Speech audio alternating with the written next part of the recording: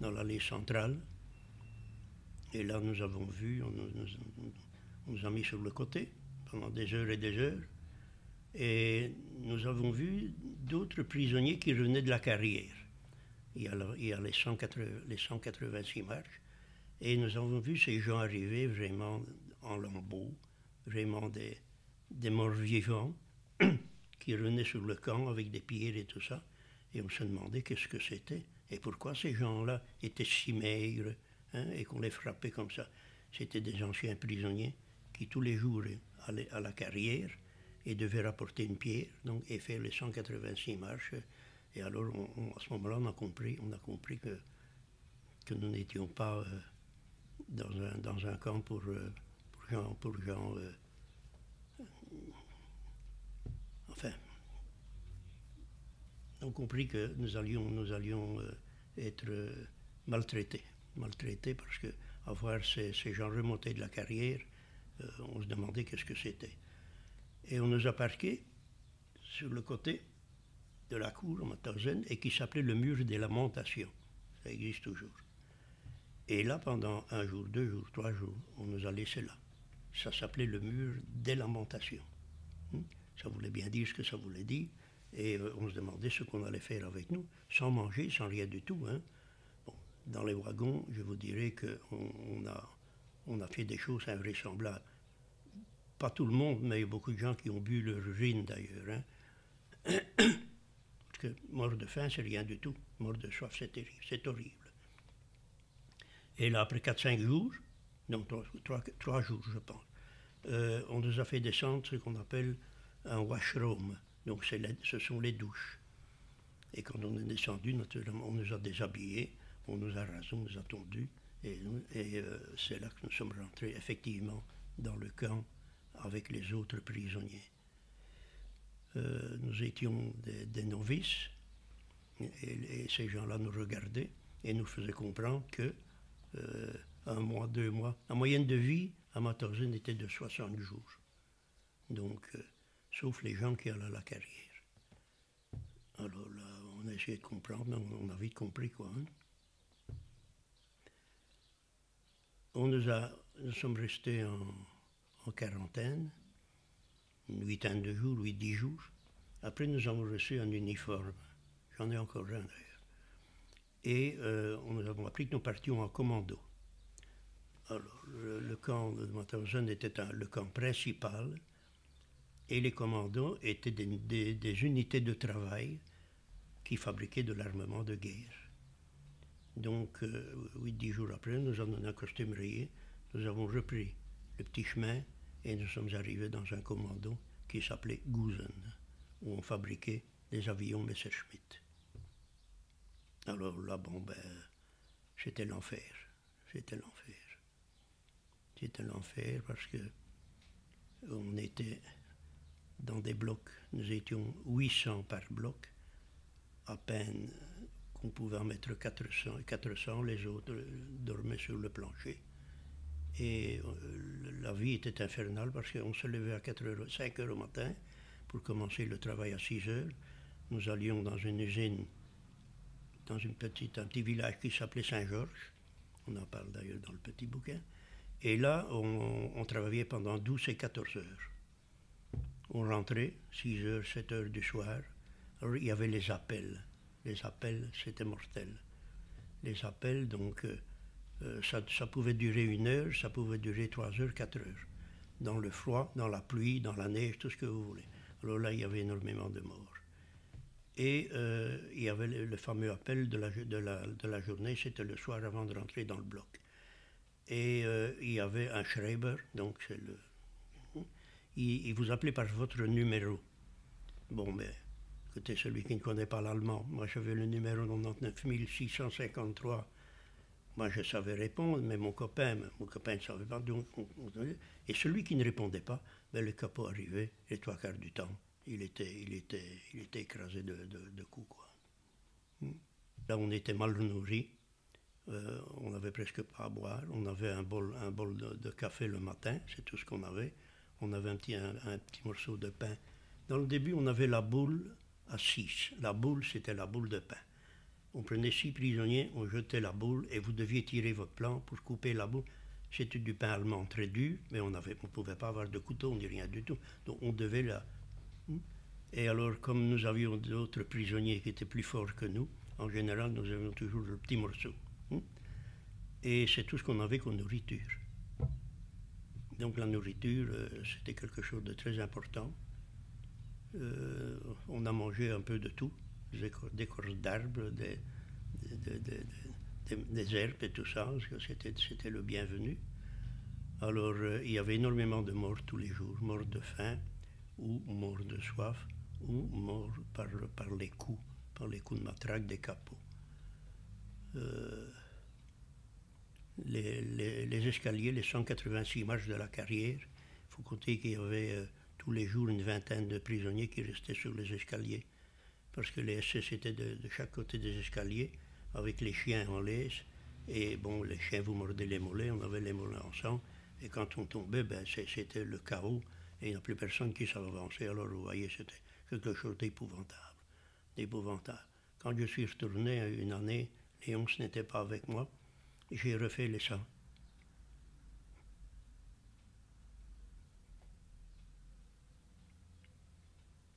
En pensant à tous ceux que j'avais vus mourir. Il n'y a rien à faire et il y a presque 70 ans que la guerre est terminée, je vois toujours ces malheureux qui étaient abattus par les SS et par les capots. Parce que ces gens, les capots, ils avaient le droit de vie et de mort, surtout les prisonniers. Les SS, non, vous savez, les SS, il y en a eu, bien sûr, qui ont descendu des malheureux, mais ils laissaient faire la sale besogne par les capots. Et ces capots, naturellement, bon, ils étaient bien habillés, ils avaient un costume rayé, mais vraiment, c'était classe, hein. Et alors, ils étaient bien gros et tout, ils avaient toute la nourriture qu'ils voulaient. Mais c'était vraiment des assassins. Des assassins. D'ailleurs, à la libération du camp, Mauthausen, les SS s'étaient habillés en civil quelques jours avant le camp. On entendait le canon. Mais les capots, eux, il y en a quelques-uns qui ont été ramassés. Et malheureusement, ils ont été ramassés par les Russes. Alors là, ça a été vite. On les a mis dans une baraque et on a mis le feu. Mais enfin, je n'ai pas connu dans les Allemands des gens qui prenaient part de nos misères. Parce que nous étions aussi, dans les fameuses usines de Saint-Georges, nous étions commandés par des civils allemands. Et moi, par le métier que j'avais eu une formation de mécanicien, donc j'étais dans les bien mis. Mais dans le métier que j'avais un petit atelier à part et je travaillais avec des Russes. J'étais le chef. J'avais 5-6 Russes avec moi et nous partions à gauche et à droite dans les chantiers. Mais disons que j'étais encore bien placé. Seulement, j'ai eu un chef autrichien qui me regardait comme ça dans les yeux, et où il était sous, où il n'était pas sous, mais souvent il était sous. Et quelquefois, il me demandait comment ça allait. Kleine Belgique. Et le lendemain, il arrivait sur moi, il me foutait un coup de poing. Donc, j'ai travaillé avec des civils allemands dans les tunnels, les fameux tunnels. Il y avait énormément de morts. Je n'ai jamais eu un mot gentil, un mot d'apaisement de la part de ces civils. Sauf une fois. Une fois, on m'a mis avec un civil allemand pour un travail assez compliqué. Et à un moment donné, donc, j'ai fait le travail, mais lui me regardait. Et il a mangé ses tartines, donc, il avait un gros paquet de tartines comme ça. Et moi, je me trouvais à côté, je ne pouvais pas bouger. Et je le regardais naturellement.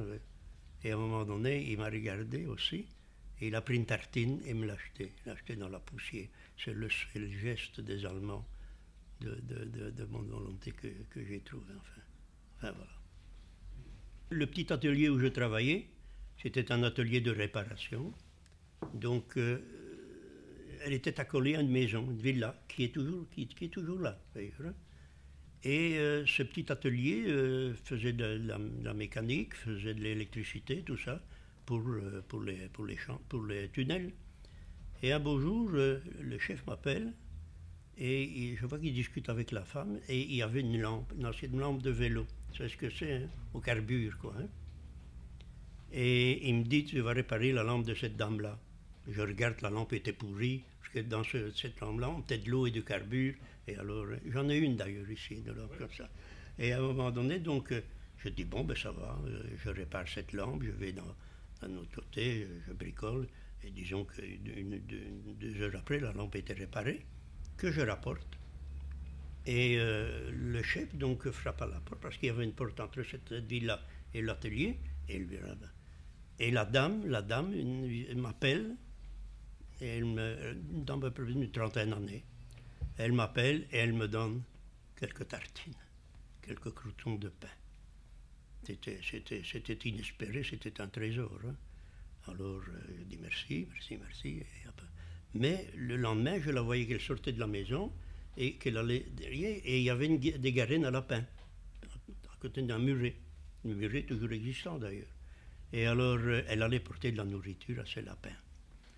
Et de la journée, naturellement, je partais à 4 pattes, faire le tour de l'atelier, me cachant toujours et arrivant derrière les garines à lapin, je bouffais tout, Et à un moment donné, je vomissais. C'était des choses, des salades, du chou, des trucs comme ça. Donc j'ai vécu comme ça pendant une quinzaine de jours, jusqu'au moment où elle m'a surpris. Elle m'a surpris, alors je dis maintenant c'est la mort. Elle m'a regardé, elle n'a pas pleuré, mais j'ai vu que dans ses yeux qu'il y avait quelque chose d'humain. Et alors elle n'a rien dit, elle n'a rien dit au capot. Elle n'a rien dit au capot. Si elle avait dit au capot, au chef d'atelier, j'aurais été liquidé. Hein. Mais j'ai après essayé de revoir cette personne-là. Hein. Mais je n'osais pas frapper à la porte, bien sûr, hein. Et je ne l'ai plus jamais revue. Quand je suis retourné à Mauthausen, donc la première fois c'était en 1983, et je suis retourné donc à Gouzen, et je suis allé frapper à la porte de cette ville-là. Malheureusement, on n'a pas répondu. Est-ce qu'on a su que nous étions là, mais que la personne n'a pas voulu répondre? Ou est-ce que ce n'était peut-être pas elle? Il y a eu des changements de propriétaire, parce que dans cette ville-là, le mari, c'était un type qui travaillait dans les tunnels, qui était chef, quoi, un ingénieur comme ça. Mais j'ai été frappé à la porte et malheureusement, on ne m'a pas répondu. Parce que je dois vous dire que quand on faisait un pèlerinage à Mauthausen, nous allons dans les commandos. Par exemple, nous allons dans un commando qui s'appelle Ebensee, aussi avec des tunnels. Et là, quand nous arrivons à Ebensee, on voit les rideaux des fenêtres qui se ferment. Est-ce que c'est par pudeur ou est-ce que c'est parce qu'ils se sentent responsables? Mais ils n'aiment pas de nous voir. Hein.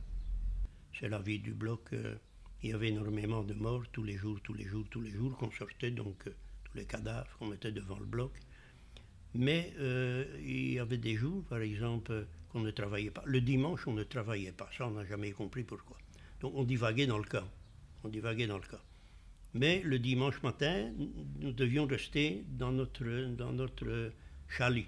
C'est-à-dire, c'était des chalets à 3 étages, et nous étions à 5 par étage. Vous vous rendez compte? 2 comme ça, et un au milieu. Et on ne pouvait pas bouger tant qu'on donnait la nourriture. Seulement, il y avait énormément de morts. Alors, naturellement, quand il y avait un mort ou 2, on les tenait. Et quand les capots passaient avec la nourriture, qu'ils voyaient un crâne rasé, parce qu'on avait une tonsure encore au milieu, ils voyaient le nombre de crânes, 5 crânes, ils jetaient 5 morceaux de pain. Donc, on tenait quelquefois 2 à 3 jours les morts avec nous, pour avoir les morceaux de pain, qu'on partageait après entre nous, quoi. Nous étions à Gouzen, donc, mais ce n'était pas vraiment à Gouzen que nous étions. Le travail se faisait à Saint-Georges. À Saint-Georges, donc, c'était une colline, il y avait 13 km de tunnels, de Stollen, qu'ils appelaient ça les Allemands. Donc, quand vous aviez fini votre travail, vous deviez sortir des Stollen, vous mettre en rang, déjà un appel. Moi, de mon petit atelier, naturellement, je faisais comme les autres, à l'appel. Et là, il y avait une locomotive. Il y avait comme une espèce de gare, une locomotive, avec une dizaine de wagons. Parce que dans les tunnels, nous étions quand même 3 à 4 000. Et la locomotive, elle faisait plusieurs navettes. Hein. Mais vous montiez dans ces wagons, c'était des wagons plats, des wagons. Mais ils n'avaient pas d'escalier, rien du tout. Trois quarts du temps, vous étiez en sang, les mollets, et les Allemands avec leur schlag et les chiens. Et alors là, vous faisiez un voyage de 4-5 km de Saint-Georges à Gouzen pour revenir au camp, mer. Et là, c'était pas fini. Quand, où c'était avant d'aller à Saint-Georges, où c'était après, on remontait sur Mauthausen et on allait à la carrière. Donc c'était un supplément de travail, nous devions remonter une pierre. Bon, les Allemands étaient dans le bas de la carrière. Si on voyait que vous preniez une trop petite pierre, ils vous en faisaient prendre une grosse, et là c'était la fin. Alors moi j'essayais toujours, parce que j'étais blessé au pied et tout ça, donc j'avais un gros pied, et j'essayais toujours de prendre un sillage, après j'ai su que c'était un sillage de 4-5, donc pour avoir une grande face, et me le mettre comme ça pour que les Allemands, les capots voient que j'avais pris une grosse pierre. De toute façon, je n'aurais pas su emporter une plus lourde. Hein. Et alors, quand tout le monde avait sa pierre, on se mettait en rang, pas en rang, par 5, c'était toujours. Et alors, on montait les marches. C'était quelque chose d'extraordinaire. On arrêtait peut-être une dizaine de fois pour arriver en haut de la 186e. Pourquoi? Parce qu'il y avait des gens qui mouraient sur les escaliers. Il y avait des gens qui ne savaient plus porter leurs pierres, qui la laissaient tomber. Et alors à ce moment-là, c'était les chiens, c'était les capots, c'était les Allemands avec la schlag. Et quand nous arrivions au-dessus, on avait 5 minutes d'arrêt, de repos. On rentrait dans le camp par l'arrêt central, par la porte centrale. On déchargeait notre pierre et nous rentrions à Gouzen par le chemin, il y avait 3 km à faire. Et c'était tous les jours comme ça. C'était un petit supplément, la pierre, de la carrière. Mais il y a eu des milliers de morts sur cet escalier. Des milliers de morts. Et entre parenthèses, beaucoup plus de juifs que d'autres prisonniers. Ils étaient encore mis à part. Voilà, ça c'est l'histoire de la carrière. Dans ce petit atelier, de temps en temps, on venait nous chercher pour un travail en urgence. Une machine qui était en panne, des wagonnets qui étaient hors des rails et tout ça. Et je partais avec les 5 Russes faire le petit travail. Et à un moment donné, on s'est aperçu que c'était au four crématoire de Gouzen, parce qu'il y en avait plusieurs, de fours crématoires. Et vous savez que le feu, c'était le genre de civière qui partait dans le four, tout était tordu, et derrière, il y avait de la fumée qui passait, donc il a fallu réparer cette histoire-là. Et avec les 5 Russes, donc on a réparé, on avait ce qu'il fallait, on a chauffé tout ça. Et quand c'était fini, l'officier allemand est venu et il a pris les 5 Russes avec lui et moi. Il m'a dit de rester là, bleiben hier. Je croyais que c'était pour encore un autre travail, mais non, c'était pour me faire avancer des cadavres qu'on apportait tous les jours devant le four crématoire, mais pas à l'intérieur, disons une dizaine de mètres. Et moi, je devais les prendre et les emmener devant le four crématoire. Et je me disais, parce qu'en général, ceux qui travaillaient dans les fours crématoires, en général, on les faisait passer au four après. Comme ça, il n'y avait pas de témoin. Donc, j'ai encore eu de la chance. À un moment donné, j'ai vu mon petit chef arriver, qui était un Autrichien, et il discutait avec le SS, et discutait, et pour finir, le SS m'a laissé aller. Et c'est le petit chef qui avait besoin de moi dans son petit atelier, et qui m'a sauvé la vie à ce moment-là. À peu près tous les jours, il était ivre, et je sais su en l'entendre parler avec un autre Allemand, il était de Saint-Valentin. Saint-Valentin, c'est un petit village à côté de Mauthausen. Il était de Saint-Valentin, et qu'il espérait bien que quand la guerre se finit, patati patata, et je me disais à moi-même, mon vieux, quand la guerre va finir, tu ne vas plus rester longtemps là, hein, parce qu'il y avait les Russes aussi. Et les Russes, ils en prenaient par les Allemands, hein, ils en prenaient. Hein. Moi, de temps en temps, un coup comme ça, en passant, donner un coup. Hein. Voilà. Il se soulageait. Hein. Il y avait les chambres à gaz ambulantes aussi. C'est-à-dire qu'on venait vous chercher dans des camions qui n'étaient pas bâchés, qui étaient fermés. Et le tuyau d'échappement, ils avaient fait une déviation du tuyau d'échappement qui était rentré dans l'habitacle du camion. Donc quand ils venaient chercher des prisonniers, ils mettaient à peu près une dizaine de prisonniers par camion, ils repartaient sur Mauthausen, et là, quand ils arrivent à Mauthausen, ils étaient morts, asphyxiés. C'était les chambres à gaz ambulantes. Et les derniers jours, j'étais transféré au camp 3. Au camp 3. Et je me demandais ce que c'était le camp 3. Et ce camp 3, il est tout au bout de la place d'Appel, à Mauthausen, à gauche. Et il se trouvait juste en face de la chambre à gaz. Et je suis resté 8 jours là, dans ce camp 3, presque nu, petite chemise jusque-là. On se baladait, on a mangé de la terre, c'était de l'argile, je m'en souviens encore, en attendant notre tour pour passer à la chambre à gaz. Et là, à un moment donné, il y avait un bonhomme qui avait tous ses cheveux, un grand monsieur. Il avait tous ses cheveux noirs, et on dormait par terre, et on dormait naturellement, tu sais, un côté de l'autre, et c'était pas très chaud non plus. Et à un moment donné, j'ai su que c'était un Canadien, un soldat canadien, et il a échappé naturellement à la chambre à gaz. Et à ce moment-là, j'ai su que c'était un Canadien, un soldat canadien, parce que le premier jour que les Américains sont rentrés dans les blocs, ils sont venus avec une civière, ils n'ont pris que lui pour l'embarquer. J'ai des photos d'ailleurs. Voilà, ça c'est les derniers jours.